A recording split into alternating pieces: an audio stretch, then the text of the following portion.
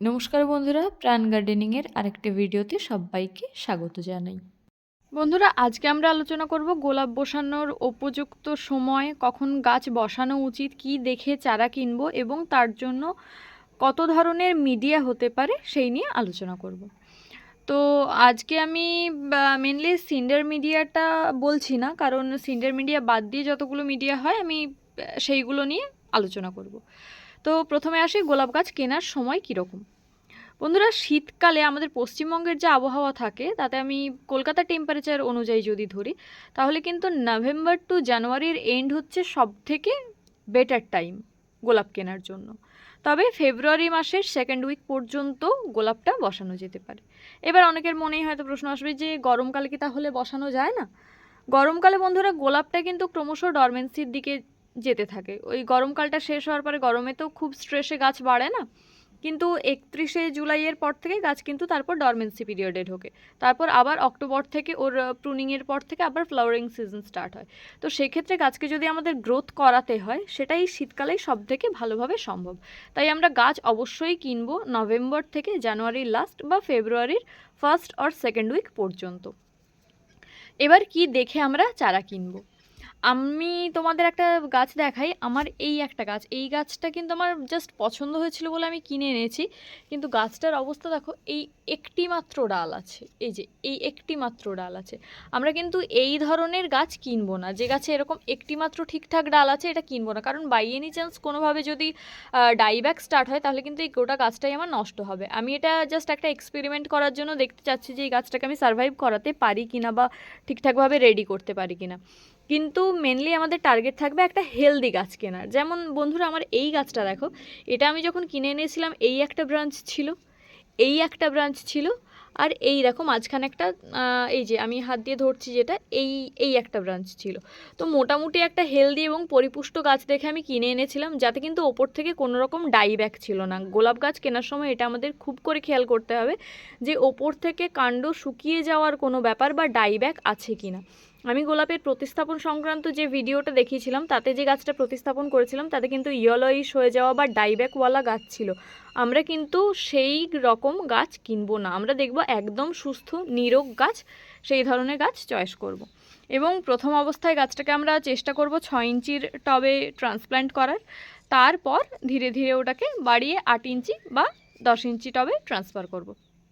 তো এই হচ্ছে যে গোলাপের কেনার সময় গেল এবং তারপর প্রতিস্থাপন গেল, কী ধরনের চারা কিনবো সেটাও হলো। এইবারে হচ্ছে যে মিডিয়া নিয়ে আমরা আলোচনা করব। তো মিডিয়া, আমি একটা মিডিয়া যেটা তোমাদের দেখিয়েছিলাম সেটা হচ্ছে যে এই ইটভাটায় যে ইটের গুঁড়ো পাওয়া যায় সেটা 1 ভাগ প্লাস 1 ভাগ কম্পোস্ট, সেটা পাতা পচা সার হতে পারে, 1 বছরের পুরনো ভার্মি কম্পোস্ট হতে পারে বা গোবর সার হতে পারে। তো 1 ভাগ ইটের গুঁড়ো, 1 ভাগ কোকোপিট আর 1 ভাগ কম্পোস্ট, এইটা মিশিয়ে এবং তার সাথে আমি কিছু সার মিশিয়ে মিডিয়া রেডি করে তাতে আমি গাছটা প্রতিস্থাপন করে দেখিয়েছিলাম। গাছটা কিন্তু তাতেও ভালো হয়। আজকে আমি বাকি যে আলোচনা করব সেটা হচ্ছে কত ধরনের সয়েল মিডিয়া হতে পারে গোলাপের, সেই নিয়ে। বন্ধুরা, প্রথম সয়েল মিডিয়া হতে পারে, আমরা 1 ভাগ দোআঁশ মাটি নেব, 1 ভাগ বিল্ডিং তৈরি করার মোটা দানার স্যান্ডি নেব। এটা কিন্তু খুব একটা মোটা দানার নয়, তবে এর থেকেও মোটা দানা যদি পাওয়া যায় আমরা কিন্তু মোটা দানার স্যান্ডি নেব। তো সেই মোটা দানার স্যান্ডের সাথে মোটামুটি যদি কিছু নুড়ি কাকড় থাকে বা ইটের খোয়া থাকে সেরকমও আমরা মিশিয়ে রাখতে পারি, যাতে ওয়েল ড্রেনেজ হয়। এই যে এই ধরনের সাইজের যদি ইটের খোয়া থাকে তাতেও কোনো সমস্যা নেই, বা সবথেকে ভালো হয় যদি সিন্ডার থাকে। তাহলে 1 ভাগ মাটি, 1 ভাগ লাল বালি আর 1 ভাগ আমরা নেব কম্পোস্ট। এক্ষেত্রে আমি কিচেন ওয়েস্ট কম্পোস্টটা সবসময় ইউজ করতে মানা করে থাকি। আদারওয়াইজ আমরা ভার্মি কম্পোস্ট ইউজ করতে পারি, 1 বছরের পুরনো পচানো পাতা পচা ইউজ করতে পারি, অথবা গোবর সার ব্যবহার করতে পারি। এটা আমার কাছে গোবর সার আছে, তো এইটা আমি ইকুয়াল রেশিওতে মেশাতে পারি। আচ্ছা, আর একটা কী করা যায়, 1 ভাগ মাটি, 1 ভাগ বালি, 1 ভাগ কম্পোস্ট এবং তার সাথে 1 ভাগ কোকোপিট বা কাঠের গুঁড়ো বা ধানের তুষ দেওয়া যেতে পারে। যেহেতু মাটি আর লাল বালি ইকুয়াল রেশিওতে আছে তখন মাটির ড্রেনেজ সিস্টেমটা কিন্তু অলরেডি বেটার হবে। তো সেক্ষেত্রে গরমকালে কিন্তু জল দিতে দিতে গাছটায় ওয়াটার স্যাক করে যাবে, অর্থাৎ আমরা দুবার জল দেওয়ার পরেও দেখব যে গাছে কিন্তু ওয়াটার ডেফিসিয়েন্সি হচ্ছে।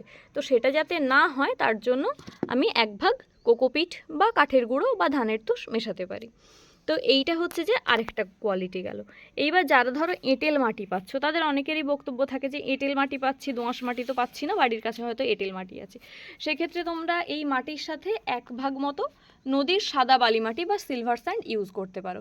সেক্ষেত্রে রেশিওটা কীরকম হবে না, 1 ভাগ আমি নেব এঁটেল মাটি, 1 ভাগ নদীর সাদা বালি মাটি, 1 ভাগ বিল্ডিং তৈরি করার মোটা লাল স্যান্ড, 1 ভাগ নেব আমি হচ্ছে যে কম্পোস্ট, এবং 1 ভাগ নেব ধানের তুষ বা কাঠের গুঁড়ো। এইটা গেল আর একটা প্রসেস। আচ্ছা, আমি আরেকটা প্রসেস যেটা বলছি সেটা হচ্ছে যে এই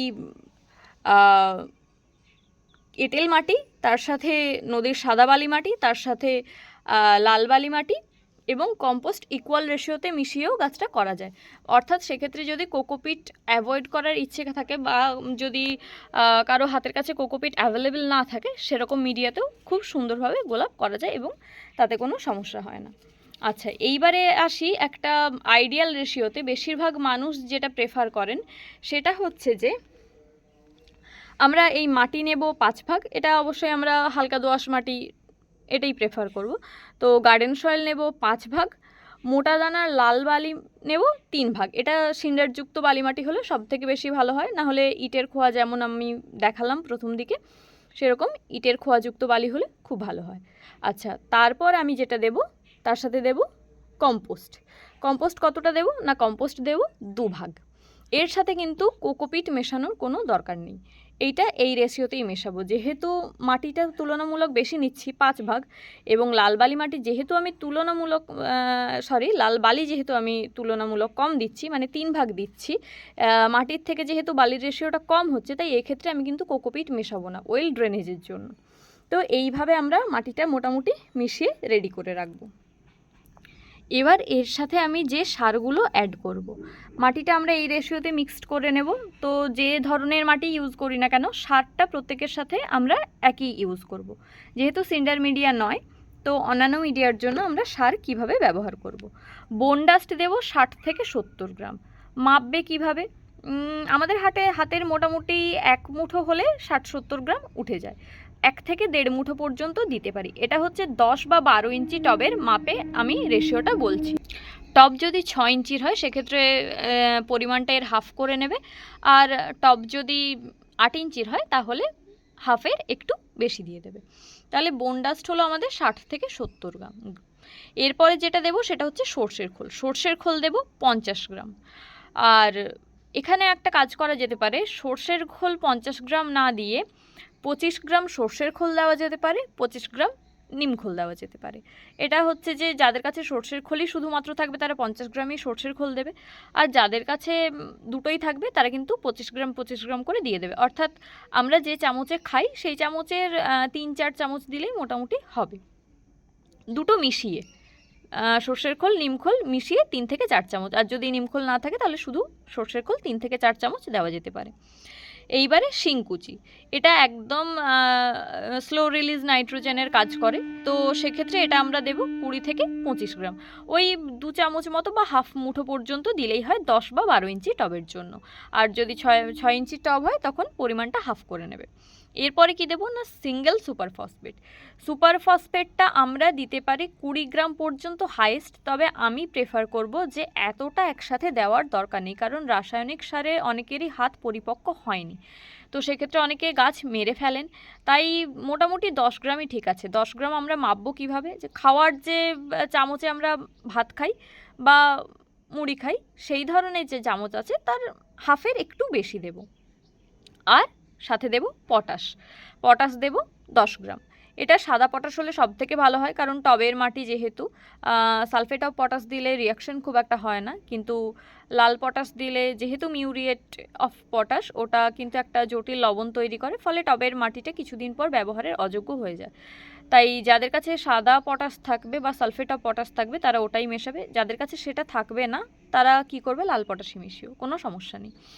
আর যারা রাসায়নিক পদ্ধতি একদম অ্যাভয়েড করতে চাইছো, তারা সিঙ্গেল সুপার ফসফেটের বদলে 10 ইঞ্চি টবের জন্য 3 চামচ মতো ডিমের খোসার গুঁড়ো মেশাতে পারো, আর 1 মুঠো কলার খোসার গুঁড়ো মেশাতে পারো। তো এইবার সবগুলো একসাথে মিশিয়ে মাটিটাকে ভালো করে এইভাবে মেশাবে, মিশিয়ে জল স্প্রে করে, ভালো করে জল স্প্রে করবে। জল স্প্রে এমনভাবে করবে যেন পুরো কাদা না হয়ে যায়, অথচ মাটিটাতে যেন ময়েস্ট থাকে। সেই অবস্থায় কিন্তু মোটামুটি 15 দিন মতো কোনো একটা বস্তায় বা প্যাকেটে ভরে রেখে দেবে। এমন জায়গায় রাখবে যেখানে কিন্তু রোদ না পায়। এইবার এর মধ্যে একটা কাজ করতে পারো, 1 সপ্তাহ পর মাটিটাকে খুলে বের করে আবার একটু ছায়াযুক্ত অঞ্চলে ওটাকে একটু শুকিয়ে আবার জল স্প্রে করে আবার 7 দিন রাখা যেতে পারে। তো এইভাবে 15 দিন পর আমরা ওটাকে বের করব এবং এটা একদম সারযুক্ত মাটি রেডি হবে। তো তাতে আমরা যখন গোলাপ গাছ প্রতিস্থাপন করব, ও কিন্তু খুব তাড়াতাড়ি গ্রো করবে। আমরা গাছটা প্রতিস্থাপনের পর প্রথমে কিন্তু ফুলের আশা করব না, আমরা চাইবো যে ও কত তাড়াতাড়ি গ্রো করে। তো এই প্রসেসে যখন গাছটা আমরা রেডি করব, সেখানে কিন্তু গাছ খুব তাড়াতাড়ি গ্রো করবে এবং তাতে খুব বেটার রেজাল্ট পাওয়া যাবে। তো বন্ধুরা, আজকে এই ছিল আমার গোলাপের মিডিয়া নিয়ে আলোচনা। ভিডিওটা কেমন লাগলো সেটা অবশ্যই কমেন্ট করে জানিও। কোথাও বুঝতে অসুবিধে হলে সেটাও অবশ্যই কমেন্ট করে জানিও। ভিডিওটা যদি ইনফরমেটিভ মনে হয় তাহলেও আমাকে কমেন্ট করে জানিও। আর ভিডিওটা যদি ভালো লেগে থাকে তাহলে প্লিজ লাইক করো, তোমার বাগানি বন্ধুদের সাথে শেয়ার করো, আর চ্যানেলটাকে সাবস্ক্রাইব করে সাথে থেকো। নমস্কার, আসছি অন্য একটা ভিডিওতে।